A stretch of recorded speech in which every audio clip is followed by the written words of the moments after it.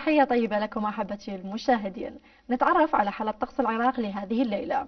تتأثر البلاد بمرتفع جوي قادم من تركيا، ليكون الطقس في المناطق كافة صحوا مع بعض الغيوم، كما يتشكل ضباب خفيف في أماكن متعددة يزول تدريجيا خلال ساعات النهار، وتنخفض درجات الحرارة ليلا لتصل إلى 11 درجة. أما درجات الحرارة لبعض المحافظات العراقية بداية في البصرة 23 درجة، وفي ذي قار 22، أما المحافظات الأخرى في ميسان 20 وكربلاء 15، أما الأنبار 20 درجة، في ديالى أيضا 20 وصلاح الدين 19، أخيرا في أربيل 16 درجة مئوية.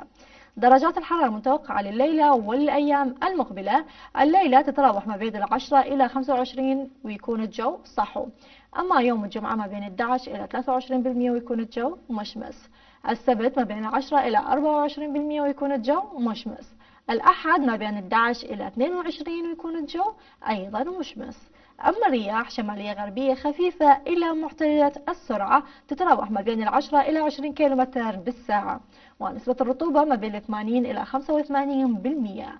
كمية الأمطار 0 ملم. درجات الحرارة لبعض العواصم العربية والعالمية: بداية في اسطنبول 18 درجة، أما طهران 13، بيروت 22، الكويت 21، الدوحة 28، الرياض 23، في صنعاء 24، أما الخرطوم 26، وفي القاهرة 22، طرابلس 21، الجزائر 15، وفي الرباط 17، في تونس 20، أخيرا في صوفيا 13 درجة مئوية. أما موعد شروق الشمس اليوم غد في مدينة بغداد فسيكون الساعة 6:32. للمزيد حول أحوال الطقس زوروا موقع السومرية الخاص بالطقس والظاهر أسفل الشاشة. هذه انتقال استوديو الأخبار مع الزميل مصطفى مهدي.